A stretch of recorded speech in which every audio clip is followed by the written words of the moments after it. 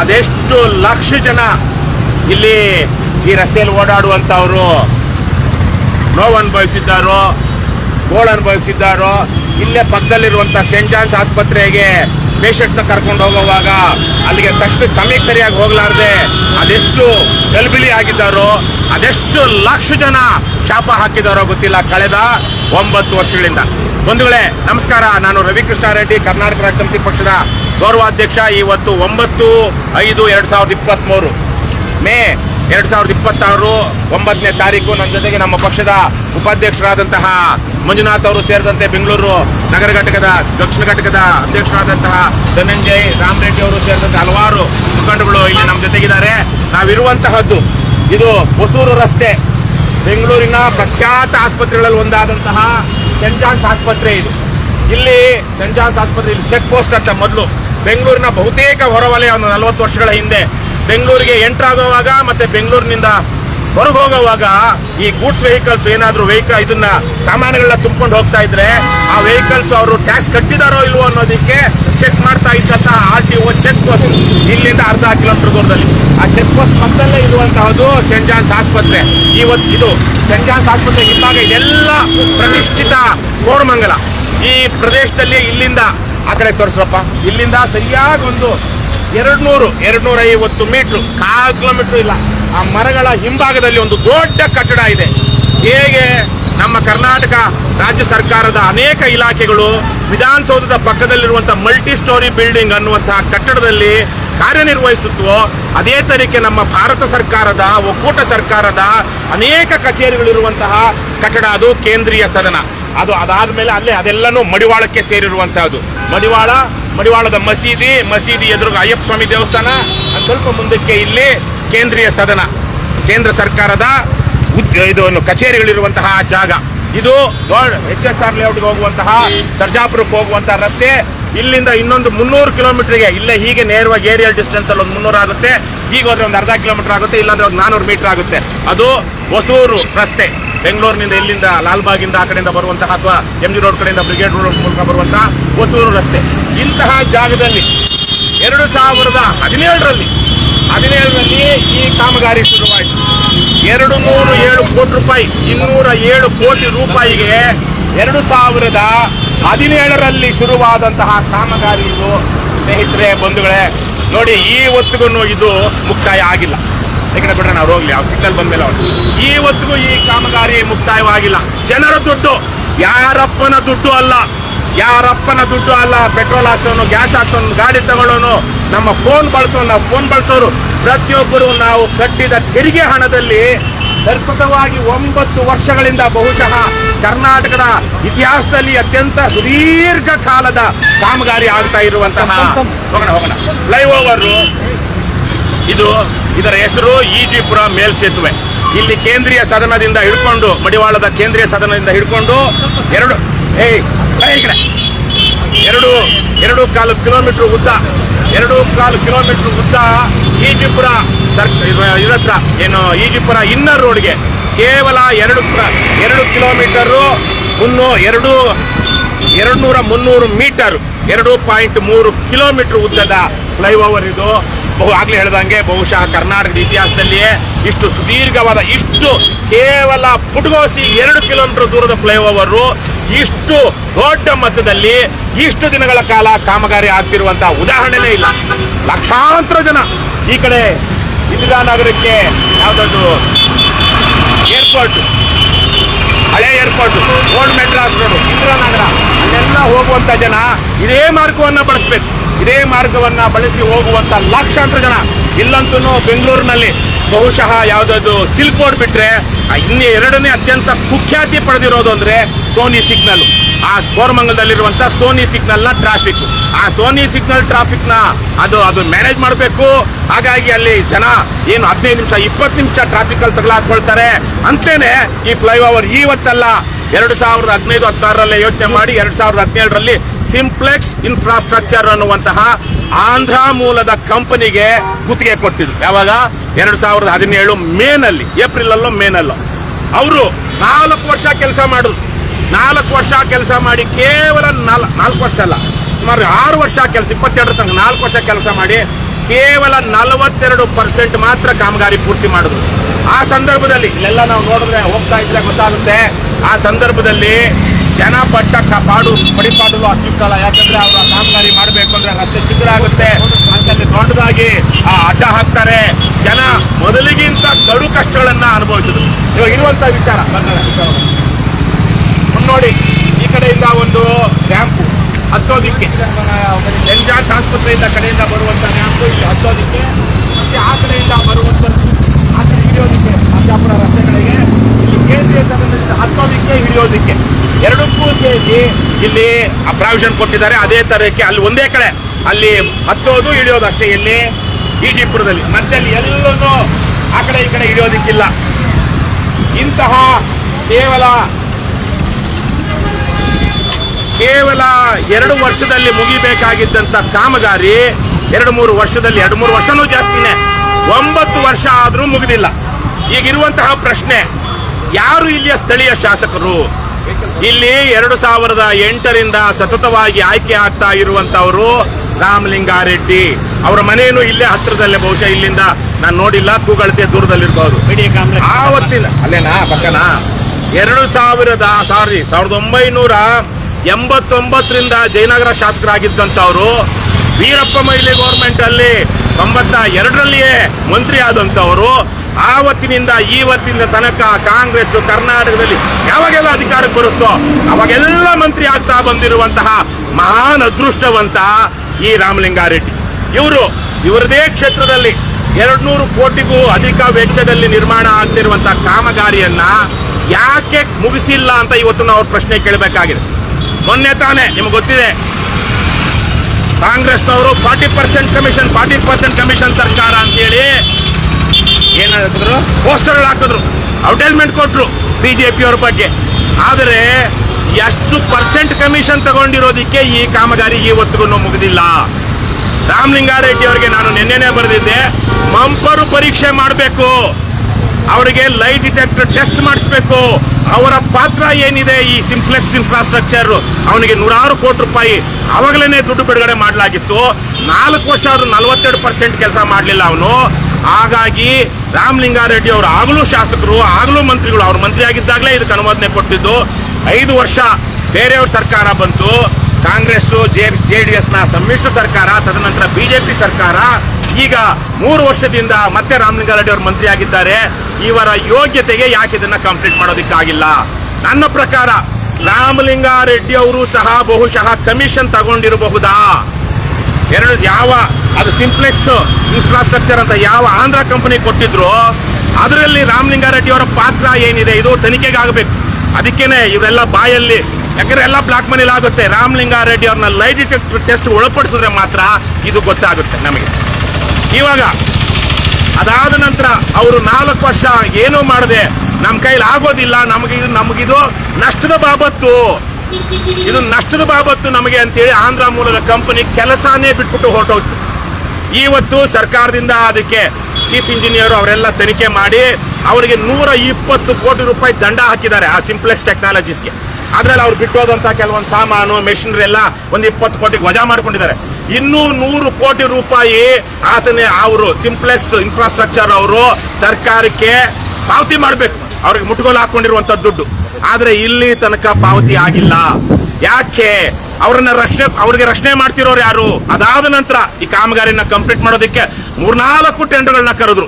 ಕೊನೆಗೆ ಇವಾಗ ಯಾರೋ ಬೆಂಗಳೂರು ಅದೇನೋ BSCPL ಅಂತ ಒಂದು ಹೊಸ ಸಂಸ್ಥೆ ಕೊಟ್ಟಿದ್ದಾರೆ, ಸುಮಾರು 174 ಕೋಟಿ. ಈ ತದನಂತರ ಆಗಿರುವಂತಹ ಬೆಳವಣಿಗೆಗಳಲ್ಲಿ ಇದರ ಒಟ್ಟು ಅಂದಾಜು ಮೊತ್ತ 307 ಕೋಟಿ ರೂಪಾಯಿ ಅಂತ ಹೇಳ್ತಿದ್ದಾರೆ. ಇನ್ನೆಷ್ಟು ಕೋಟಿ ಆಗುತ್ತೋ ಎಲ್ಲ ಎಷ್ಟೋ ಸಲಕ್ಕೆ ದಾಖಲೆಗಳೇ ಬರೋದಿಲ್ಲ, ಮಾಹಿತಿಗಳೇ ಬರೋದಿಲ್ಲ. ಈಗ ಪರಿಷ್ಕೃತ ಅಂದಾಜು ವೆಚ್ಚ, ರಿವೈಸ್ಡ್ ಎಸ್ಟಿಮೇಷನ್ 307 crore rupees ಈ ಪ್ರಾಜೆಕ್ಟ್ಗೆ. ಈಗ ಜೂನ್ಗಾಗುತ್ತೆ ಅಂತ ಹೋದ ವರ್ಷ ಹೇಳಿದ್ರು. ಇರಪ್ಪ ಒಂದು ನಿಮಿಷ, ಜೂನ್ ಅಲ್ಲಿ ಬಂದ್ರಣ, ಆ ಕಡೆಯಿಂದ ತೋರಿಸಿ ಹೋಗ್ಬಿಡ್ಲಿ. ಈ ಕಡೆ ಬಂದಿಲ್ಲ, ಈ ಕಡೆ ಬರಯ್ಯ. ಜೂನ್ಗಾಗುತ್ತೆ, 2026 ಜೂನ್ಗಾಗುತ್ತೆ ಅಂದ್ರು. ಇವಾಗ ಏನ್ ತಿಂಗಳು? ಮೇ. ಮುಂದಿನ ತಿಂಗಳಿಗೆ ಆಗುತ್ತಾ ಇದು?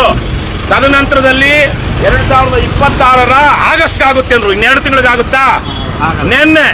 ನಿನ್ನೆ ಬೆಳಿಗ್ಗೆ 8 ಗಂಟೆಗೆ ನಾನು ಒಂದು ಪೋಸ್ಟ್ ಮಾಡಿದೆ. 307 ಕೋಟಿ ರೂಪಾಯಿಗಳ ಪ್ರಾಜೆಕ್ಟ್ ಇದು. ಸತತವಾಗಿ 9 ವರ್ಷಗಳಿಂದ ನಿರಂತರವಾಗಿ ಕಾಮಗಾರಿ ನಡೀತಾ ಇದೆ.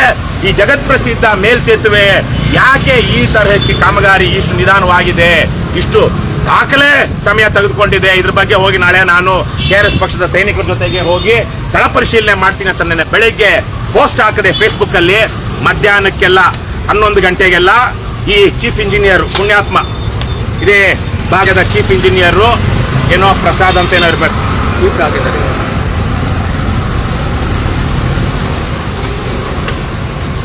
ಯಾರಪ್ಪ ಪುಣ್ಯಾತ್ಮನ ಹೆಸರು ಇಲ್ಲೆಲ್ಲೋ ಇತ್ತಲ್ಲ, ಏನೋ ಪ್ರಸಾದ್ ಅಂತ. ಈಗ ಆಗ್ಲೇ ಬೇರೆ ಪೇಪರಲ್ಲಿ ನೋಡಿದೆ, ಈ ಪೇಪರಲ್ಲಿ ಇಲ್ಲ. ಅದರಲ್ಲಿ ಇಲ್ಲಿನ ಇಂಜಿನಿಯರ್, ಇದ್ರದ ಉಸ್ತುವಾರಿ ನೋಡ್ತಾ ಇರುವಂತ ಇಂಜಿನಿಯರ್ ಹೇಳಿದ್ದಾರೆ ಇದು ಅಕ್ಟೋಬರ್ಗೆ ಆಗುತ್ತೆ. ಅದರಲ್ಲಿ ಎಷ್ಟು ಸುಳ್ಳುಗಳು, ಒಂದು ನಿಮಿಷ ಸ್ವಲ್ಪ ಸೈಡ್ಗೆ ಹಾಕ್ಬಿಡ್ರಿ. ಅದರಲ್ಲಿ ಎಷ್ಟು ಈ ಕದೀಮ ಇಂಜಿನಿಯರ್ಗಳು, ಹಲ್ಕಾಗಳು, ಅಯೋಗ್ಯರು ಹೇಳಿರೋದು ಅಂದ್ರೆ ಆಶ್ಚರ್ಯ ಆಗುತ್ತೆ. ಅಲ್ಲಿ ಹೋಗೋದಾಗ ತೋರಿಸ್ತೀನಿ. ಒಂದು ಪಿಲ್ಲರ್ಗೂ ಇನ್ನೊಂದು ಪಿಲ್ಲರ್ಗೂ ಮಧ್ಯದಲ್ಲಿ 10 ಸ್ಪ್ಯಾನ್ಸ್ ಬರುತ್ತೆ, ಅಡ್ಡಡ್ಡ ರಸ್ತೆ ನಿರ್ಮಾಣ ಮಾಡುವಂಥದ್ದು. ಅದರಲ್ಲಿ ಅವ್ರು ಹೇಳ್ತಾರೆ 762 ಸೆಗ್ಮೆಂಟ್ಸ್ ಈ ತರಕ್ಕೆ, ಆ ಥರ ಅಡ್ಡಡ್ಡ ಬರುವಂಥವು 768ರಲ್ಲಿ ಕೊಟ್ಟಿರೋದು ಪತ್ರಿಕೆಗಳು. ಅವರು ಆಗಲಿ ಅಲ್ಲಿ ಅವರು ಪ್ಲಸ್ಸು ಮೈನಸ್ಸು ಕಾಗುಣಿತಾನೆ ಅಲ್ಲ, ಗುಣಾಕಾರ ಭಾಗಾಕಾರ ಅಂಕಗಣಿತಾನೆ ತಿಳಿದೇ ಇರುವಂತವ್ರು ನಮ್ಮ ಮಾಧ್ಯಮದವರು ಇರಬಹುದು. ಈ ಅಧಿಕಾರಿಗಳಂತೂ ಬದ್ಮಾಶ್ಗಳು. 762 ಸೆಗ್ಮೆಂಟ್ಗಳಲ್ಲಿ 728 ಕಂಪ್ಲೀಟ್ ಆಗಿದೆ. ಅಂದ್ರೆ ಎಷ್ಟಾಯ್ತು? ಇನ್ನು ಬಾಕಿ ಇರುವಂತದ್ದು 38, 48, 58, 34 ಸೆಗ್ಮೆಂಟ್ಗಳು ಮಾತ್ರ ಬಾಕಿ ಇದೆ. ಆದ್ರೆ ಏನ್ ಹೇಳ್ತಾರೆ ಇನ್ statement, the GBA said 728 of the 762 segments had already been cast as ready ಆಗಿದೆ, while only 15 spans remain to be erected. ಯಾವುದು 15 ಸ್ಪ್ಯಾನ್ಸು? ಅದು 1, 2, 3, 4, 5, 6, 7, 8, 9, 10 ಈ ತರಕ್ಕಿರೋದಾ, ಅಥವಾ ಆ 762ನಲ್ಲಿ 728 ಕಂಪ್ಲೀಟ್ ಆಗಿದೆ ಅಂತಾರಲ್ವಾ, ಆ ತರಹದ ಮಧ್ಯ ಬರುವಂತ ಸ್ಪ್ಯಾನ್ಸಾ? 34 ಕಂಪ್ಲೀಟ್ ಆಗಿದೆ, ರೆಡಿ ಆಗಿದೆ. ಅದರಲ್ಲಿ 15 ಮಾತ್ರ ನಿಲ್ಲಿಸಬೇಕಾಗಿದೆ, 34 ಬಾಕಿ ಇದೆ, 15 ನಿಲ್ಲಿಸಬೇಕಾಗಿದೆ ಅಂತಾರೆ. ಯಾವ ತರದ್ದು? ಏನೋ 15 ಇನ್ನೂ ರೆಡಿ ಆಗ್ಬೇಕಾಗಿದೆ, 34 ಇನ್ನೂ ಹಾಕಬೇಕಾಗಿದೆ ಅಂದ್ರೆ ಅದಕ್ಕೆ ಅರ್ಥ ಎಷ್ಟು ಗ್ರಾಮ್ಯಾಟಿಕಲ್ ಫ್ಯಾಕ್ಚುಯಲ್ ಎರರ್ ಇದರಲ್ಲಿದೆ ಅಂದ್ರೆ ನಮ್ಮ ಪತ್ರಕರ್ತರು ಸಹ ಅದನ್ನ ನೋಡದೆ ಪಬ್ಲಿಷ್ ಮಾಡ್ಬಿಡ್ತಾರೆ. 728 of the 762 segments had already been cast, while only 15 spans remain to be erected. ಅರ್ಥನೇ ಇಲ್ಲ ಅದಕ್ಕೂ ಇದಕ್ಕೂ. ಈಗ ದೊಡ್ಡದಾಗಿ GBA sets October target for Ejipura flyover. ಇದು ಇವತ್ತೇನಪ್ಪ May 9, June, July, August, September, October, 5 ತಿಂಗಳು. 5 ತಿಂಗಳಲ್ಲಿ ನಾನು ಇವತ್ತು ಆ BBMP ಅವರಿಗೆ, GBAದವರಿಗೆ ಅಥವಾ ರಾಮಲಿಂಗಾರೆಡ್ಡಿಗೆ ಚಾಲೆಂಜ್ ಮಾಡ್ತಾ ಇದ್ದೀನಿ. ಇದೇ 2026 ಅಕ್ಟೋಬರ್ ಒಳಗಡೆ ನೀವು ಇದನ್ನೇನಾದ್ರು ಕಂಪ್ಲೀಟ್ ಮಾಡಿದ್ರೆ ನಾನು ಒಂದು ದಿವಸ ಉಪವಾಸ ಇರ್ತೀನಿ. 24 ಗಂಟೆ ಉಪವಾಸ ಇದ್ದು 24 ಗಂಟೆ ಮೌನ ಆಚರಿಸಿ ನಾನು ನಿಮ್ಮನ್ನ ಕ್ಷಮೆ ಕೇಳಿ ಪ್ರಾಯಶ್ಚಿತ್ತ ಅನುಭವಿಸ್ತೀನಿ. ನಿಮ್ಮ ಯೋಗ್ಯತೆಗೆ ಇದನ್ನ ಅಕ್ಟೋಬರ್ ಒಳಗಡೆ ಮುಗಿಸಿದ್ರೆ ನಿಮ್ಮ ಯೋಗ್ಯತೆಗೆ ನಾನು ಶಬಾಷ್ ಅಂತ ಹೇಳಿ ಒಂದು ದಿವಸ ಮೌನ ವ್ರತ ಮತ್ತು ಉಪವಾಸ ಮಾಡಿ ನನ್ನ ನಾನೇ ದಂಡಿಸ್ಕೊಂಡು ಪ್ರಾಯಶ್ಚಿತ್ತ ಅನುಭವಿಸ್ತೀನಿ. ಏನು ಸುಳ್ಳುಗಳು ಹೇಳ್ಕೊಂಡು ಬಂದಿದ್ದೀರಾ ನೀವು, ಏನೇನು ಮೋಸ ಮಾಡ್ಕೊಂಡು ಬಂದಿದ್ದೀರಾ. ಅದರಲ್ಲಿ ಒಂದು ಆಡಿಟ್ ರಿಪೋರ್ಟ್ ಇದೆ, ಒಂದು ದಿ ಫೈಲ್ ಅಲ್ಲಿ ಬಂದಿದೆ. ಇದು ವಿವರವಾಗಿ ಆಡಿಟ್ ರಿಪೋರ್ಟ್ ಅಲ್ಲಿ ಅವು ಯಾವುದೋ ಕಾಮಗಾರಿ ಇವು ಏನ್ ಮಧ್ಯದಲ್ಲಿ ಹಾಕ್ತಾರಲ್ವಾ, ಅದು ಕಳಪೆ ಕಾಮಗಾರಿ ಆಗಿದೆ, ಸೀಳು ಬಿಟ್ಟಿದೆ ಅಂತ ಹೇಳ್ತಾರೆ. ಅದನ್ನ ಗಮನಿಸಿಕೊಂಡು ಯಾರೋ ಪುಣ್ಯಾತ್ಮರು ಯಾವುದೋ ಫೋಟೋ ಹಾಕಿದ್ರೆ ಕೋರಮಂಗಲ ಪೊಲೀಸ್ ಸ್ಟೇಷನ್ ಅಲ್ಲಿ FIR ಆಗುತ್ತಂತೆ. ಇವ್ರು ಯಾರು ಹೊಸದಾಗಿ ಬಂದಿರೋ ಈ PSCPL ಇನ್ಫ್ರಾಸ್ಟ್ರಕ್ಚರ್ಸ್ ಅಂತ ಏನು ಹೊಸದಾಗಿ ಇವಾಗ ಈ ಗುತ್ತಿಗೆ ಮಾಡ್ತಾ ಇದ್ದಾರೆ, ಅವ್ರು ಹಾಕ್ತಾರೆ. ಇದು ನಮಗೆ ಕೆಟ್ಟ ಹೆಸರು ತರುವಂತದ್ದು ಅಂತ. ಆದರೆ ಆ ಸಿಂಪ್ಲೆಕ್ಸ್ ಇನ್ಫ್ರಾಸ್ಟ್ರಕ್ಚರ್ ಅವರು ಮಾಡಿದ್ದಂತಹ, ನಿಲ್ಲಿಸಿದ್ದಂತಹ ಆ ರಸ್ತೆಗೆ ಹಾಕಿದ್ದಂತಹ ಏನೋ ಸ್ಪ್ಯಾನೋ ಅಥವಾ ಏನಂತಾರೋ ಅದು ಗೊತ್ತಿಲ್ಲ, ಅದು ಸೀಳು ಬಿಟ್ಟಿದೆ ಅಂತೇಳಿ ಸರ್ಕಾರಿ ದಾಖಲೆ ಲೆಕ್ಕ ಪರಿಶೋಧಕರು, ಆಡಿಟರ್ಸು 2024 ಅವಧಿಗೆ ಕೊಟ್ಟಿರುವಂತಹ ಆಡಿಟ್ ರಿಪೋರ್ಟ್ ಅಲ್ಲಿ ಇದೆ. ನಾನು ಮೊನ್ನೆ ತಾನೇ ಅದನ್ನ ನೋಡಿ ಒಂದು ಕಾರ್ಯಕ್ರಮವನ್ನು ಸಹ ಅದ್ರ ಬಗ್ಗೆ ಮಾಡಿ ಬಂದಿದ್ದೀನಿ. ಇಷ್ಟು ಈ ಮಟ್ಟಿನ ಕಳಪೆ ಕಾಮಗಾರಿ. ಜನರಂತೂ ಅಷ್ಟಿಷ್ಟು ಆಗ್ಲೇ ಹೇಳಿದಾಗೆ ಲಕ್ಷಾಂತರ ಜನ ಯಾವ್ದು ಸರ್ಜಾಪುರ ರಸ್ತೆ ಬಳಸೋರು, ಈ ರಸ್ತೆ ಬಳಸೋರು, ಅಲ್ಲಿ ಸೋನಿ ಸಿಗ್ನಲ್ ಅಲ್ಲಿ ಸಿಕ್ಕಾಕೊಳ್ಳುವಂತವ್ರು ಲಕ್ಷಾಂತರ ಜನ ಅಲ್ಲ, ಲಕ್ಷಾಂತರ ವಾಹನಗಳು ಓಡಾಡುವಂತಹ ರಸ್ತೆ ಇದು.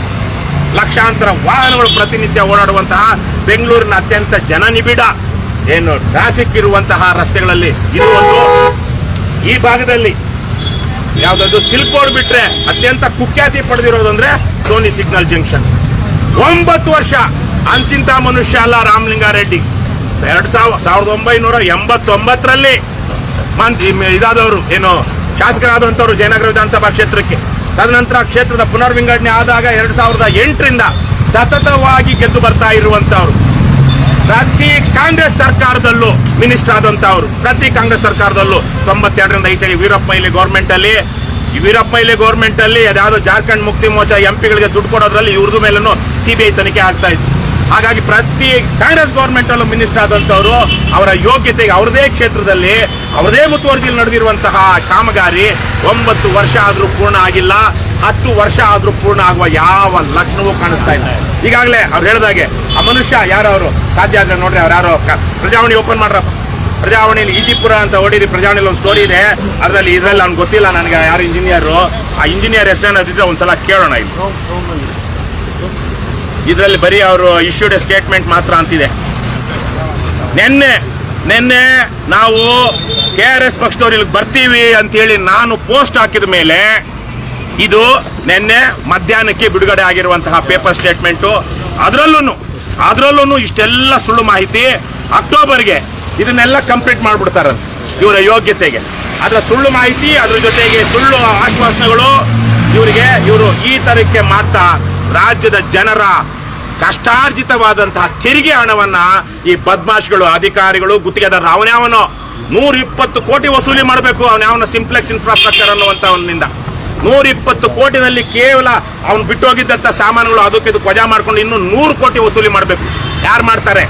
ಆ ಕಂಪನಿಗೂ ರಾಮಲಿಂಗಾರೆಡ್ಡಿ ಅವ್ರಿಗೂ ಇರುವಂತಹ ವ್ಯಾವಹಾರಿಕ ಅಥವಾ ಬೇರೆ ತರದ ಸಂಬಂಧಗಳೇನು, ಇದೆಲ್ಲ ನಾವು ಪ್ರಶ್ನೆ ಮಾಡಬೇಕಾಗಿದೆ. ಯಾರು ಮುಖ್ಯ ಇಂಜಿನಿಯರ್, ಈಜಿಪುರ ಮೇಲ್ಸೇತುವೆ ಯೋಜನೆಯ ಮುಖ್ಯ ಇಂಜಿನಿಯರ್ ರಾಘವೇಂದ್ರ ಪ್ರಸಾದ್ ಅಂತೆ. ರಾಘವೇಂದ್ರ ಪ್ರಸಾದ್ ಅವರು ನಿನ್ನೆ ಹೇಳಿರೋದ್ರಲ್ಲಿ ಇಷ್ಟೆಲ್ಲ ಹೇಳ್ತಾರೆ. ಆಗ ಅಕ್ಟೋಬರ್ಗೆ 728 ಸೆಗ್ಮೆಂಟ್ ಅಳವಡಿಕೆ, ಅದರಲ್ಲಿ ಬಾಕಿ 15 ಸ್ಪ್ಯಾನ್ಗಳ ಅಳವಡಿಕೆ. ಅಂದ್ರೆ ಅದೇ ಮೋಸ 15 ಅಂದ್ರೆ ಸ್ಪ್ಯಾನ್ಗಳ ಅಳವಡಿಕೆ.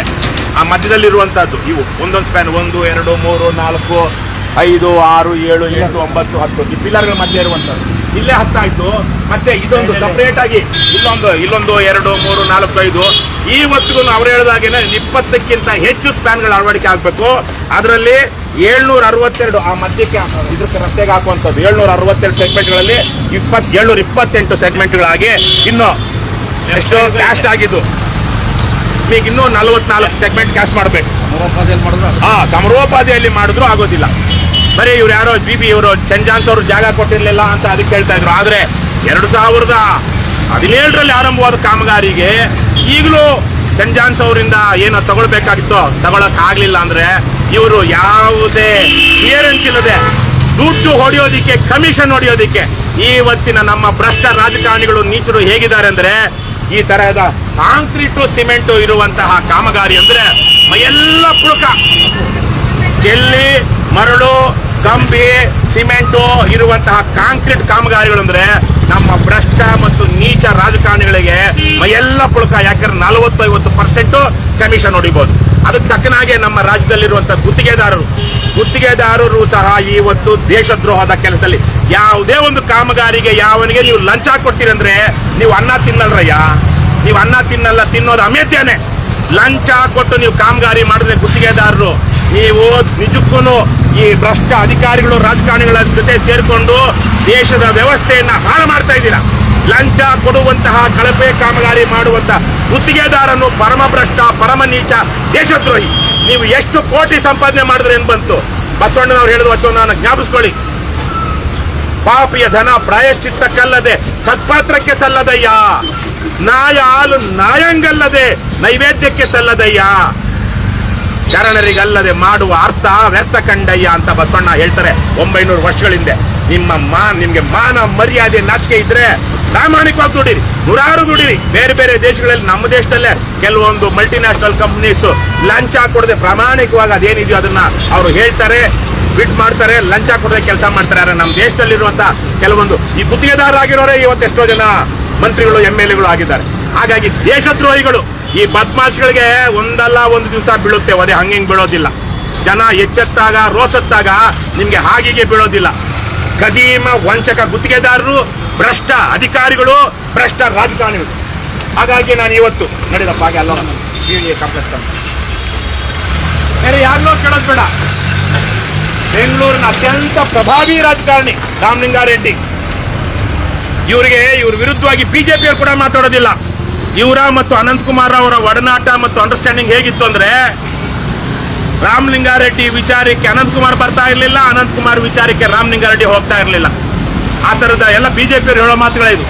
ರಾಮಲಿಂಗಾರೆಡ್ಡಿ ಅವ್ರಿಗೆ ಅನುಕೂಲವಾಗುವಂತ ಕ್ಯಾಂಡಿಡೇಟೇ ಇಲ್ಲಿ ಬಿಜೆಪಿ.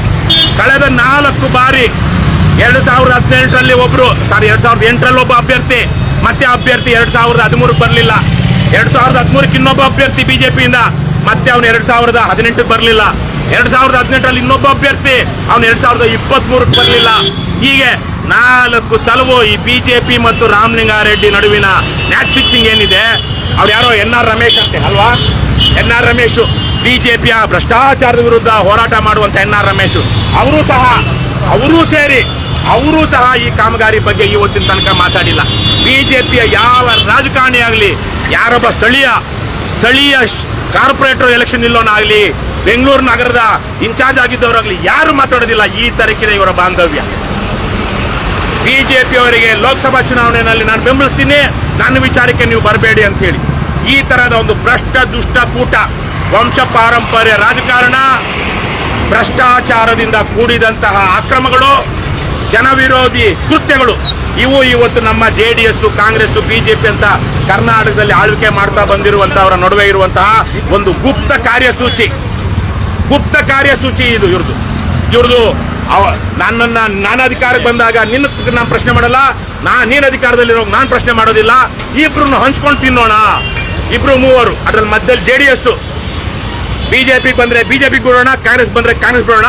ಇಬ್ರು ಬರ್ಲಿಲ್ಲ ಅಂದ್ರೆ ಈ ಅವಕಾಶವಾದಿ JDS ಇದೆ, ಅವ್ರು ಯಾರ ಜೊತೆಗೆ ಸಂಸಾರ ಮಾಡ್ತಾರೋ ಅವ್ರು ಚೆನ್ನಾಗಿ ತಿನ್ಲಿ. ಈ ತರಹದ ನೀಚ ಬುದ್ಧಿಯಿಂದ ಇವತ್ತು ಕರ್ನಾಟಕದಲ್ಲಿ ಜನರ ನೈತಿಕ ಮೌಲ್ಯಗಳನ್ನ ಹಾಳು ಮಾಡಿದ್ದಾರೆ ಈ ಬದ್ಮಾಶ್ ರಾಜಕಾರಣಿಗಳು. ಹಾಗಾಗಿನೇ ನಾನು ಬಹಳ ದಿವಸದಿಂದ ನೋಡ್ತಾ ಇದ್ದೆ. ನಾನು ಇಲ್ಲಿ 2013ರಲ್ಲಿ ಲೋಕಸತ್ತಾ ಪಕ್ಷದ ಚುನಾವಣೆಗೆ ನಿಂತಿದ್ದೆ. 6500 ಜನ 6600 ಜನ ನನಗೆ ಈ ಕ್ಷೇತ್ರದಲ್ಲಿ ಬೆಂಬಲಿಸಿದ್ರು. ತದನಂತರ ಕಾರಣಾಂತರಗಳಿಂದ ನಾನು ಬೇರೆ ಕಡೆ ಹೋಗಿ ಎಲೆಕ್ಷನ್ಗೆ ನಿಲ್ಲಬೇಕಾಯ್ತು. ಆದರೆ ಇಲ್ಲಿ ಈ ಕ್ಷೇತ್ರದಲ್ಲಿ ಹಲವಾರು ದಿವಸಗಳಿಂದ ಇದನ್ನ ಮಾಡಬೇಕು, ಈ ವಿಚಾರವನ್ನು ಜನರ ಗಮನಕ್ಕೆ ತರಬೇಕು ಅಂದ್ಕೊಳ್ತಾ ಇದ್ದೆ. ನೋಡಿ, ಈ ತರಹದ್ದು 728 ಆಗಿದೆಯಂತೆ, ಇನ್ನೂ 34 ರೆಡಿ ಮಾಡಬೇಕಂತೆ. ಇಂತಹ 15 ಸ್ಪ್ಯಾನ್ ಅಲ್ಲಿಂದ ಇಲ್ಲಿಗೆ ಹೇಳೋದು 15 ಸ್ಪ್ಯಾನ್ ನಿಲ್ಲಿಸಬೇಕಂತೆ. ಒಂದೊಂದಕ್ಕೆ 4 ದಿವಸ ಆಗುತ್ತಂತೆ. ಒಂದು ಸ್ಪ್ಯಾನ್ ಇಂಥದ್ದೇನೋ ನಿಲ್ಲಿಸೋದಕ್ಕೆ ಅದೆಷ್ಟೋ ಆಗುತ್ತಂತೆ. ಅದೆಷ್ಟೋ ದಿವಸ ನಿನ್ನೆ ಪತ್ರಿಕಾ ಟಿಪ್ಪಣಿಯಲ್ಲಿ ಅವ್ರು ಹೇಳಿದ್ದಾರೆ. ಇವ್ರ ಯೋಗ್ಯತೆಗೆ ಇನ್ನು ಎಷ್ಟು ದಿವಸದಲ್ಲಿ, ಇನ್ನು 5 ತಿಂಗಳ, June, July, August, September, October 5 ತಿಂಗಳಲ್ಲಿ. ನಾನು ಮತ್ತೊಮ್ಮೆ ಹೇಳ್ತಾ ಇದ್ದೀನಿ, ರಾಮಲಿಂಗಾರೆಡ್ಡಿ ಅವರೇ, ಆ ರಾಘವೇಂದ್ರ ಪ್ರಸಾದ್ ಇಂಜಿನಿಯರು, ಈ BSCPL ವಿಚಾರ ನಮಗದು ಸಂಬಂಧ ಇಲ್ಲ. ಅವರು ತಡ ಮಾಡಿದ್ರೆ ಅವ್ರಿಗೆ ಫೈನ್ ಹಾಕ್ಬೇಕು. ಯಾಕೆ ಅವ್ರು ತಡ ಮಾಡ್ತಾ ಇದ್ದಾರೆ ಅಂತ ಹೇಳ್ಬೇಕು, ಅದು ಬೇರೆ ವಿಚಾರ. ನೀವು mister Raghavendra Prasad, don't lie to the public, don't lie. It is beneath your dignity and your education. ನಿಮಗೆ ಸ್ವಲ್ಪ ಇದಿಟ್ಕೊಡ್ರಯ್ಯ, ಸ್ವಲ್ಪ ನಾಚಿಕೆ ಮಾನ ಮರ್ಯಾದೆ ಇಟ್ಕೊಳ್ರಯ್ಯ. ನೀವೆಲ್ಲ ಸರ್ಕಾರಿ ಅಧಿಕಾರಿಗಳು, ನಮ್ಮ ಅಣ್ಣ ತಮ್ಮಂದ್ರೆ ನೀವೇನು ಅಲ್ಲಿಂದ ಆಕಾಶನೋ ಇಂಗ್ಲೆಂಡಿಂದನೋ ಬಂದಿಲ್ಲ. ಬದ್ಮಾಶ್ಗಳ ತರಕ್ಕೆ ಸುಳ್ಳು ಹೇಳ್ಕೊಂಡು ಅವ್ಯವಹಾರಗಳು ಮಾಡಿಕೊಂಡು ಇವ್ರ ಹತ್ರ ಕೇಳ್ರಪ್ಪ. ಅವ್ರು ಯಾರಾದ್ರೂ ರಾಘವೇಂದ್ರ ಪ್ರಸಾದ್ ಯಾರಾದ್ರು ಗೊತ್ತಿದ್ದಾರೆ ಅವ್ರಿಗೆ? ಮಂಜುನಾಥ್ ಅಲ್ಲಿದಾರಲ್ಲ, ಅವ್ರಿಗೆ ಯಾರಿಗಾದ್ರು ಕೇಳಿ. ಆ ಮನುಷ್ಯನ ಸ್ವಲ್ಪ ವಿಚಾರಿಸೋಣ. ಇದೇನೆ PDA complex, Koramangala PDA complex. ಇದ್ರ ಮುಂದೆ ನಿಂತಿದೆ ನೋಡಿ. ಈಗಾದ್ರೂ ಸ್ವಲ್ಪ ಆ ಕಡೆ ಈ ಕಡೆ ಸರಿ ಮಾಡಿ ಒಂದಷ್ಟು ಓಡಾಡೋದಕ್ಕೆ ಉಸಿರಾಡೋ ತರಕ್ಕೆ ಮಾಡಿದ್ದಾರೆ. ಇದು ಯಾವಾಗ, ಇವಾಗೊಂದು ವರ್ಷದಿಂದ, ಒಂದು 6 ತಿಂಗಳಿಂದ ಈಚೆಗೆ. ಅದಕ್ಕೆ ಮೊದಲು ಈ ರಸ್ತೆಯಲ್ಲಿ ಓಡಾಡೋದಕ್ಕೆ ಆಗ್ತಾ ಇರಲಿಲ್ಲ. ಆಗ್ಲೇ ಹೇಳ್ದಂಗೆ ನಾನು ಆ ಸೆಂಟ್ ಜಾನ್ಸ್ ಹಾಸ್ಪಿಟ್ಲ್ಗೆ ಅದೆಷ್ಟು ಸಾವಿರ ಜನ ಈ ರಸ್ತೆಯಲ್ಲಿ ಬಂದವರು ಈ ಟ್ರಾಫಿಕಲ್ಲಿ ತಗಲಾಕೊಂಡು ಆಂಬ್ಯುಲೆನ್ಸ್ಗಳು ಅವರು ಇವರು ಅವ್ರ ಮನೆಗಳಿಂತವ್ರು ಅಯ್ಯೋ ಕೆಲಸ ಮಾಡುವಂತ, ಅಪರಾಧ ಕೃತ್ಯ ಮಾಡುವಂತಹ ಈ ಅವ್ರ ಕಾಮಗಾರಿ ಮಾಡುವಂತ ಗುತ್ತಿಗೆದಾರರಿಗೆ ಅದೆಷ್ಟು ಜನ ಶಾಪ ಹಾಕಿದಾರೋ ಗೊತ್ತಿಲ್ಲ. ಒಳ್ಳೆಯವರ ಬಡವರ ಶಾಪ ತೆಗೆದೇ ಬಿಡೋದಿಲ್ಲ. ಬೇರೆ ನಾವು ಅನೇಕ ಕಡೆ ನೋಡಿದ್ದೀವಿ. ನೀವು ದುಡ್ಡಿನ ಮತದಲ್ಲಿ ಕಾನೂನು ಕೊಂಡ್ಕೊಳ್ಬಹುದು, ನ್ಯಾಯಾಲಯನ್ನೇ ಕೊಂಡ್ಕೊಳ್ಬಹುದು, ಜನರನ್ನ ಕೊಂಡ್ಕೊಳ್ಬಹುದು. ಗಂಡಸರಿಗೆ ಲಿಕ್ಕರು, ಹೆಂಗಸರಿಗೆ ಎರಡೂ ಬೆಳೆದಿರೋರಿಗೆ ಲಿಕ್ಕರು. ಇಷ್ಟನ್ನ ಕೊಟ್ಟು ನೀವು ಜನನೂ ಕೊಂಡ್ಕೊಳ್ಬಹುದು. ಆದ್ರೆ ನ್ಯಾಯ, ನೀತಿ ಅಂತ ಪ್ರಕೃತಿ, ಧರ್ಮ ಅಂತೇನಿದೆ ಅದನ್ನ ನೀವು ಕೊಂಡ್ಕೊಳಕ್ಕಾಗೋದಿಲ್ಲ. ಜನರ ನಿಟ್ಟುಸಿರು, ಜನರ ಕಣ್ಣೀರು ನಿಮಗೆ ಶಾಪವಾಗದೆ ಬಿಡೋದಿಲ್ಲ. ಹಾಗಾಗಿ ನಾ ಇಷ್ಟನ್ನು ಹೇಳ್ತಾ, ಇನ್ನೂ ಅಲ್ಲಿ ರ್ಯಾಂಪ್ ಆಗಿಲ್ಲ, ಇಲ್ಲಿ 3 ಕಡೆ ರ್ಯಾಂಪ್ ಆಗಬೇಕು. ಒಂದು ಸರ್ಜಾಪುರ ರಸ್ತೆಗೆ ಹೋಗುವಂಥದ್ದು, ಇನ್ನೊಂದು ಚೆಕ್ ಪೋಸ್ಟ್ ಕಡೆಗೆ ಹೊಸೂರು ರಸ್ತೆ ಕಡೆ ಹೋಗುವಂಥದ್ದು, ಇನ್ನೊಂದು ಕೇಂದ್ರೀಯ ಸದನದಿಂದ ಬಂದು ಹೋಗುವಂತಹ ರ್ಯಾಂಪು. ಅಲ್ಲಿ ಯಾವುದಾದ್ರು ಈಜಿಪುರದಲ್ಲಿ ಒಂದು ರ್ಯಾಂಪ್ ಆಗಬೇಕು, ಇಳಿಯೋದಿಕ್ಕೆ ಹತ್ತೋದಿಕ್ಕೆ. ಆದರೆ ಇಷ್ಟೆಲ್ಲ ಕಾಮಗಾರಿ ಬಾಕಿ ಇದೆ. 5 ತಿಂಗಳಲ್ಲಿ ಅದೇ ಹೇಳೋದಲ್ವಾ ನಾನು, ಅಸಾಧ್ಯ ಅಲ್ಲ, ಸಾಧ್ಯ. ಇವ್ರು ಮಾಡೋದಿಲ್ಲ, ಇವ್ರ ಯೋಗ್ಯತೆಗಳಿಗೆ ಮಾಡೋದಕ್ಕೆ ಯೋಗ್ಯತೆ ಇಲ್ಲ. ಇವೆಲ್ಲ ಏನು ತುಂಬ ಕಷ್ಟ ಇಲ್ಲ, ಯಾಕಂದ್ರೆ ಎಲ್ಲ ಆಲ್ಮೋಸ್ಟ್ ಫ್ರೀ ಕ್ಯಾಸ್ಟೆಡ್ ಇದೆಲ್ಲ. ಹಾಗಾಗಿ ಸಂಧಿಸ್ತಾ ಇರಲಿಲ್ಲ ಅಲ್ಲಿ, ಇನ್ನೊಂದು 10 ದಿವಸಲ್ಲ ಆಗುತ್ತೆ. ಆದರೆ ಅದ್ರ ಹೊರತಾಗಿನೂ ಇನ್ನೂ ಇವ್ರ ಯೋಗ್ಯತೆಗೆ, ಇವ್ರು ಮಾಡೋದಕ್ಕೆ ಇವ್ರ ಯೋಗ್ಯತೆ ಇಲ್ಲ. ನಾನು ಆಗ್ಲೇ ಹೇಳಿದ್ದೀನಿ, ರಾಮಲಿಂಗಾರೆಡ್ಡಿ ಅವರಿಗೆ ಚಾಲೆಂಜ್ ಮಾಡಿದ್ದೀನಿ, ರಾಘವೇಂದ್ರ ಪ್ರಸಾದ್ಗೆ ಚಾಲೆಂಜ್ ಮಾಡಿದ್ದೀನಿ. ನಿಮ್ಮ ಯೋಗ್ಯತೆಗೆ ಇದನ್ನೇನಾದರೂ ಅಕ್ಟೋಬರ್ ಒಳಗಡೆ ಇದನ್ನ ನೀವು ಉದ್ಘಾಟನೆ ಮಾಡಿದ್ರೆ ನಾನು ಸಾರ್ವಜನಿಕವಾಗಿ ಘೋಷಣೆ ಮಾಡಿ, ನಾನು ಆವತ್ತು ಚಾಲೆಂಜ್ ಮಾಡಿದ್ದೆ, ಉದ್ಘಾಟನೆ ಆಗಿದೆ, ಧನ್ಯವಾದಗಳು. ಆದರೆ ನಾನು ಆವತ್ತು ಸವಾಲು ಮಾಡದಂತೆ ಇವತ್ತು ಇಷ್ಟೊತ್ತಿನಿಂದ ನಾಳೆ ಇಷ್ಟೊತ್ತಿನ ತನಕ ನಾನು ನೀರನ್ನ ಬಿಟ್ಟು ಬೇರೆ ಏನೂ ತಗೊಳ್ಳೋದಿಲ್ಲ, ಮತ್ತೆ ಮೌನವಾಗಿರ್ತೀನಿ, ಏನೂ ಮಾತಾಡೋದಿಲ್ಲ ಅಂತೇಳಿ ಫೋನ್ ಎಲ್ಲ ಬದಿಗಿಟ್ಟು ಮೌನ ಮಾಡ್ತೀನಿ. ಆ ರೀತಿಯಲ್ಲಿ ಪಶ್ಚಾತ್ತಾಪ ಮಾಡ್ಕೊಳ್ತೀನಿ. ಇನ್ಯಾವ ರೀತಿಯಲ್ಲಿ ನಾವು ಇದನ್ನು ಚಾಲೆಂಜ್ ಮಾಡಬೇಕು ಗೊತ್ತಾಗ್ತಾ ಇಲ್ಲ. ಇವತ್ತು ನಿನ್ನೆ ತನಕ ಇದ್ರ ಬಗ್ಗೆ ಮಾಹಿತಿನೇ ಇಲ್ದಿದ್ದಂಥವ್ರು ನಿನ್ನೆ ಬೆಳಿಗ್ಗೆ ನಾವು ಪೋಸ್ಟ್ ಹಾಕಿದ ತಕ್ಷಣಕ್ಕೆ ಅದು ಸುಳ್ಳುಗಳ ಸರಮಾಲೆ ಇರುವಂತಹ, ಸುಳ್ಳು ಎಸ್ಟಿಮೇಷನ್ ಇರುವಂಥ, ಅದರಲ್ಲಿ 307 ಕೋಟಿಗೆ ಆಗಿದೆ ಅಂತ ಹೇಳ್ತಾ ಇಲ್ಲ. ಈಗ ಹಳೆ 2017ರಲ್ಲಿ 207 ಕೋಟಿಗೆ ಇದು ಪ್ರಾಜೆಕ್ಟ್ ಮಂಜೂರಾಗಿತ್ತು ಅಂತಿದ್ದಾರೆ. ಈಗ 307 ಕೋಟಿ ರೂಪಾಯಿ ಏನೋ ಸದ್ಯದ ಅಂದಾಜು ಮೊತ್ತ, ಎಸ್ಟಿಮೇಷನ್. ಇನ್ನೂ ಎಷ್ಟಾಗುತ್ತೋ ಗೊತ್ತಿಲ್ಲ, ಜಾಸ್ತಿ ಆಗ್ತಾನೆ ಇರುತ್ತೆ, ಇನ್ನೂ ಜಾಸ್ತಿ ಆಗ್ತಾ ಇರುತ್ತೆ. ಇದು ಮುಗಿಯೋಷ್ಟೊತ್ತಿಗೆ 400 ಕೋಟಿ ಆಗುತ್ತೋ 500 ಕೋಟಿ ಆಗುತ್ತೋ. ರಾಮಲಿಂಗಾರೆಡ್ಡಿ ಏನು ಅವ್ರ ಅಪ್ಪನ ಮನೆಯಿಂದ ತಂದ್ಕೊಡೋದಿಲ್ಲ, ಸಿದ್ದರಾಮಯ್ಯ ಅವ್ರ ಮನೆಯಿಂದ ತಂದ್ಕೊಡೋದಿಲ್ಲ, DK ಶಿವಕುಮಾರ್ ಅವ್ರ ಮನೆಯಿಂದ ತಂದ್ಕೊಡೋದಿಲ್ಲ. ನಾವು ಯಾರನ್ನು ನಾವೇ ನಮ್ಮ ಅಪ್ಪನ ಮನೆಯಿಂದ, ನಮ್ಮ ಮನೆಯಿಂದ ನಾವೇ ತೆರಿಗೆ ಕಟ್ತಾ ಇರೋದು. ನಾವು ನಮ್ಮ ಅಪ್ಪನ ಮನೆಯಿಂದ ತೆರಿಗೆ ಕಟ್ತಾ ಇದೀವಿ, ನಮ್ಮ ಮನೆಯಿಂದ ತೆರಿಗೆ ಕಟ್ತಾ ಇದೀವಿ, ನಾವು ದುಡ್ಡಲ್ಲಿ ತೆರಿಗೆ ಕಟ್ತಾ ಇದೀವಿ. ಈ ತೆರಿಗೆ ಹಣವನ್ನ ಸರಿಯಾಗಿ ನೋಡ್ಕೊಳ್ಬೇಕಾಗಿರುವಂತಹ ಬದ್ಮಾಶ್ ರಾಜಕಾರಣಿಗಳು ಮತ್ತು ಅಧಿಕಾರಿಗಳು ಏನಂತಾರೆ, ಅವರು ಟ್ರಸ್ಟೀಸು ಸಾರ್ವಜನಿಕ ಹಣವನ್ನ ಅಪವ್ಯಯ ಆಗದ ರೀತಿಯಲ್ಲಿ ಸಾರ್ವಜನಿಕರ ಉದ್ದೇಶಕ್ಕೆ ಬಳಸಬೇಕಾದಂತ ಧರ್ಮದರ್ಶಿಗಳು, ಸರ್ಕಾರ ನಡೆಸುವಂತವರು ರಾಜಕಾರಣಿಗಳು ಧರ್ಮದರ್ಶಿಗಳು. ಅದು ಅವ್ರನ್ನ ಪುಡುವಸೆ ಮಾಡೋದಿಲ್ಲ, ಪುಕ್ಸಟ್ಟೆ ಮಾಡೋದಿಲ್ಲ. ಲಕ್ಷಾಂತರ ರೂಪಾಯಿ ಸಂಬಳ ತಗೊಳ್ತಾರೆ, ಲಕ್ಷಾಂತರ ರೂಪಾಯಿ. ಇವತ್ತು ಆ ರಾಘವೇಂದ್ರ ಪ್ರಸಾದ್ ಅನ್ನುವಂಥ ಸುಳ್ಳು ಹೇಳಿರುವಂಥ ಅಧಿಕಾರಿ ಬಹುಶಃ ಆತನಿಗೆ 3 ಲಕ್ಷ ರೂಪಾಯಿ ಇರ್ಬೋದು, 2 ಲಕ್ಷ ಮಿನಿಮಮ್ 3 ಲಕ್ಷ ರೂಪಾಯಿ ಸಂಬಳ ಇರುತ್ತೆ. ಅದು ಸರಿಯಾದ ಮಾಹಿತಿನೂ ಇಲ್ಲ. ಈ ಸೆಗ್ಮೆಂಟ್ಗಳ ಬಗ್ಗೆ ಹೇಳುವಾಗ ಸ್ಪ್ಯಾನ್ಗಳ ಬಗ್ಗೆ ಮಾತಾಡ್ತಾರೆ. 762 ಸೆಗ್ಮೆಂಟ್ ಬಾಕಿ ಇದೆ, ಅದರಲ್ಲಿ 728 ಕ್ಯಾಸ್ಟ್ ಆಗಿದೆ, ಮತ್ತೆ 15 ಸ್ಪ್ಯಾನ್ಗಳು ಅಂತ, 1 2 3 4 15 ಸ್ಪ್ಯಾನ್ಗಳು. ನೀವು ಸೆಗ್ಮೆಂಟ್ಸ್ ಹೇಳುವಾಗ ಅದನ್ನ ಅಂಡ್ ಅಂತ ಹಾಕ್ಬಾರ್ದು. ಸೆಗ್ಮೆಂಟ್ಸ್ ಆದ್ಮೇಲೆ ನೆಕ್ಸ್ಟ್ ಪ್ಯಾರಾದಲ್ಲಿ, ನೆಕ್ಸ್ಟ್ ಸೆಂಟೆನ್ಸ್ ಅಲ್ಲಿ ಎಷ್ಟು ಪಿಲ್ಲರ್ಗಳ ಮಧ್ಯೆ ಇರುವಂತ ಸ್ಪ್ಯಾನ್ಗಳನ್ನ ಅಲ್ಲಿ ಹೇಳಬೇಕು. ಸೆಗ್ಮೆಂಟು ಹೇಳ್ತಾ, ಸುಳ್ಳು ಹೇಳ್ತಾ ಜನರನ್ನ ದಿಕ್ಕು ತಪ್ಪಿಸುವಂತದ್ದು. ಅಲ್ಲಿ ಓದಿದಾಗ 728, 752ರಲ್ಲಿ 728 ಆಗಿದೆ, 15 ಬಾಕಿ ಇದೆ. ಏನ್ ಅರ್ಥ ಮಾಡ್ಕೊಳ್ಬೇಕು? ಎಷ್ಟು ಜನಕ್ಕೆ ಅಂತಹ ತಾಂತ್ರಿಕ ತಿಳುವಳಿಕೆ ಇರುತ್ತೆ. ಹಾಗಾಗಿ ಇಂಥ ಸುಳ್ಳುಗಳು ಜನನ ದಿಕ್ಕು ತಪ್ಪಿಸುವಂಥದ್ದು ಹೇಳಿದಿರಾ. ನಿಮ್ಮ ಯೋಗ್ಯತೆಗೆ ಏನ್ ಸರಿ ಇದೆಯೋ ಅದು ಹೇಳ್ರಯ್ಯ, ಏನ್ ಸತ್ಯ ಇದೆ ಅದು ಹೇಳ್ರಯ್ಯ.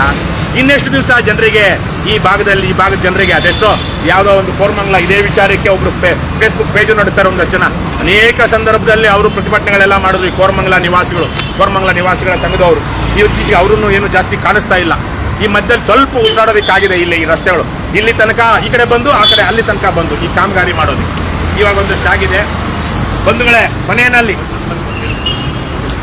ಕೊನೆಯಲ್ಲಿ ನಮ್ಮ ರಾಜಕಾರಣಿಗಳನ್ನ ನಾವು ಪ್ರಶ್ನಿಸದೆ, ನಮ್ಮ ಅಧಿಕಾರಿಗಳನ್ನ ನಾವು ಪ್ರಶ್ನಿಸದೆ ನಮ್ಮ ಹಕ್ಕುಗಳನ್ನ ಉಳಿಸ್ಕೊಳ್ಳೋದಿಕ್ಕಾಗೋದಿಲ್ಲ. ನಮ್ಮ ಬದುಕು ಹಸನಾಗೋದಿಲ್ಲ. ನೀವು ಎಲ್ಲ ಕಷ್ಟಪಟ್ಟು ಬೆವರರಿಸಿ ತೆರಿಗೆ ಕಟ್ತೀವಿ. ನಮ್ಮ ತೆರಿಗೆ ಹಣವನ್ನ ಸದ್ವಿನಿಯೋಗ ಆಗುವ ರೀತಿಯಲ್ಲಿ ನೋಡ್ಕೊಳ್ಬೇಕಾದಂಥ ಧರ್ಮದರ್ಶಿಗಳ ತರ ಇರಬೇಕಾಗಿರುವಂತಹ ನಮ್ಮ ಅಧಿಕಾರಿಗಳು ಮತ್ತು ರಾಜಕಾರಣಿಗಳು, ಕಾರ್ಯಾಂಗ ಮತ್ತು ಶಾಸಕಾಂಗ ಇವತ್ತು ಜನದ್ರೋಹಿಗಳಾಗಿದ್ದಾರೆ. ಆ ಜನದ್ರೋಹಿಗಳ ಕಾರಣಕ್ಕೇನೆ ಎಷ್ಟೆಷ್ಟೋ ಓದಿರುವಂತ ವಿದ್ಯಾವಂತರು ಯಾವ್ಯಾವುದೋ ಇಂಡಸ್ಟ್ರಿ ಮಾಡಿಕೊಂಡು ಈ ಥರದ್ದು ಯಾವುದೋ ಒಂದು ಕಂಪನಿ ಮಾಡಿಕೊಂಡು ಈ ಕಾಮಗಾರಿಗಳ ಗುತ್ತಿಗೆ ತಗೊಂಡು 30-40% ಕಮಿಷನ್ನು. ರಾಮಲಿಂಗಾರೆಡ್ಡಿ ಅವರು ಅವ್ರು ನಂಬುವಂತ ಯಾವುದೋ ಒಂದು ದೇವ್ರ ಮೇಲೆ, ಅವ್ರ ಮನೆ ದೇವ್ರ ಮೇಲೆ ಆಣೆ ಮಾಡಿ ಹೇಳಿ ಇದನ್ನ ನಾನು 1 ಪೈಸಾ ಲಂಚ ತಗೊಂಡಿಲ್ಲ, ಅವರೇ ನಿಭಾಯಿಸ್ತಾರೆ.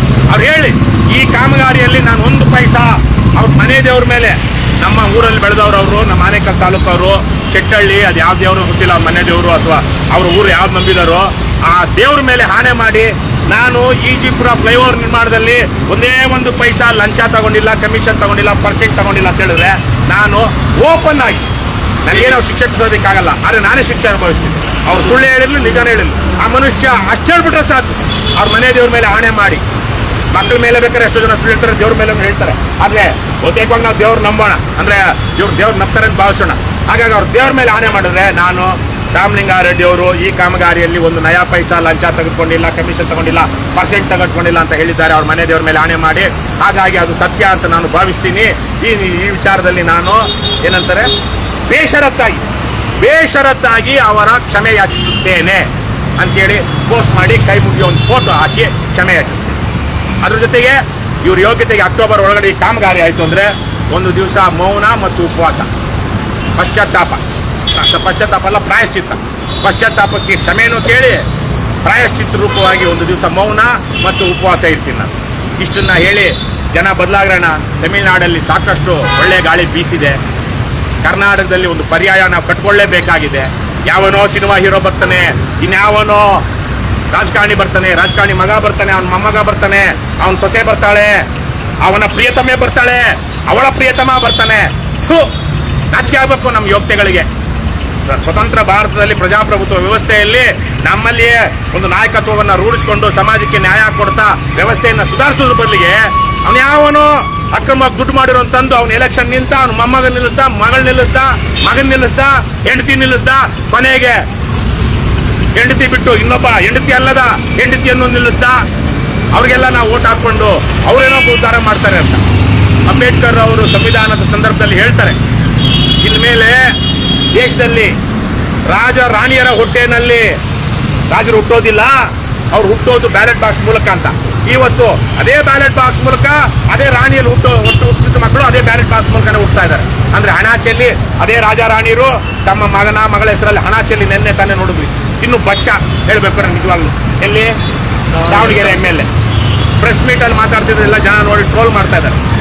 ಏನು ಪ್ರಾಪಂಚಿಕ ಜ್ಞಾನ ಇಲ್ಲದಂತಹ ಬರೀ ಅಪ್ಪ ಅಮ್ಮ ತಾತ ಅಜ್ಜ ಅಜ್ಜಿ ಅವ್ರನ್ನ ನೋಡ್ಕೊಂಡು ಜನ ಹುಚ್ಚರಾಗಿ ಹಣಕ್ಕೋ ಎಂಡಕ್ಕೋ ಓಟ್ ಹಾಕಿ ಇಂಥ ಯುವರಾಜರನ್ನ ಯುವರಾಣಿಯರನ್ನ ಇನ್ನು ಪ್ರಬುದ್ಧತೆ ಬಂದಿಲ್ಲಿರುವಂಥ ಮೆಚುರಿಟಿ ಇಲ್ಲಿರುವಂಥವ್ರನ್ನ ಗೆಲ್ಲಿಸಿದ್ರೆ ಪ್ರಜಾಪ್ರಭುತ್ವ ನಿಮ್ಮ ಬದುಕು ಉಳಿತೇನಪ್ಪ, ಯೋಚನೆ ಮಾಡಿ ಅಂತ ಕೇಳ್ಕೊಳ್ತಾ ಕರ್ನಾಟಕ ರಾಷ್ಟ್ರ ಸಮಿತಿ ಪಕ್ಷಕ್ಕೆ, KRS ಪಾರ್ಟಿಗೆ, ಭ್ರಷ್ಟರೇ ಪವಿತ್ರ ರಾಜಕಾರಣ ಬಿಟ್ಟು ತೊಲಗಿ, ನಾಡ ಪ್ರೇಮಿಗಳೇ ಪ್ರಾಮಾಣಿಕ ರಾಜಕಾರಣಕ್ಕೆ ಮುಂದಾಗಿ ಲಂಚ ಮುಕ್ತ ಕರ್ನಾಟಕ ನಿರ್ಮಿಸೋಣ, ಭ್ರಷ್ಟಾಚಾರ ಮುಕ್ತ ಕರ್ನಾಟಕ ನಿರ್ಮಿಸೋಣ, ಬಸವಣ್ಣನ ಕಲ್ಯಾಣ ಕರ್ನಾಟಕ ನಿರ್ಮಿಸೋಣ, ಕುವೆಂಪುರವರ ಸರ್ವೋದಯ ಕರ್ನಾಟಕ ನಿರ್ಮಿಸೋಣ. ಕರ್ನಾಟಕ ರಾಷ್ಟ್ರ ಸಮಿತಿ ಪಕ್ಷಕ್ಕೆ, KRS ಪಾರ್ಟಿಗೆ ಬಿಡುಗಡೆ ಭ್ರಷ್ಟರಿಂದ ಬಿಡುಗಡೆ, ಬೆಂಬಲಿಸಿ ಓಟು ಮಾಡಿ, ಡೊನೇಟ್ ಮಾಡಿ, KRSಗೆ ಸಪೋರ್ಟ್ ಮಾಡಿ. ಕೈಯಲ್ಲಿ ಲಾಠಿ, ಬಾಯಲ್ಲಿ ಸೀಟಿ, ಕೈಯಲ್ಲಿ ಲಾಠಿ. ಕರ್ನಾಟಕ ರಾಷ್ಟ್ರ ಸಮಿತಿ ಪಕ್ಷಕ್ಕೆ, KRS ಪಾರ್ಟಿಗೆ, ಕರ್ನಾಟಕ ಮಾತೆಗೆ, ಕನ್ನಡ ಭುವನೇಶ್ವರಿಗೆ, ಸಿರಿಗನ್ನಡಂ ಗೆಲ್ಗೆ, ಸಿರಿಗನ್ನಡಂ ಬಾಳ್ಗೆ. ಏನೇ ಆಗಲಿ ಒಳ್ಳೆಯದನ್ನೇ ಮಾಡಿ ಮಾಡುತ್ತಲೇ ಇದೆ. ಜೈ ಹಿಂದ್, ಜೈ ಕರ್ನಾಟಕ, ಜೈ ಕರ್ನಾಟಕ, ಜೈ KRS, ಜೈ.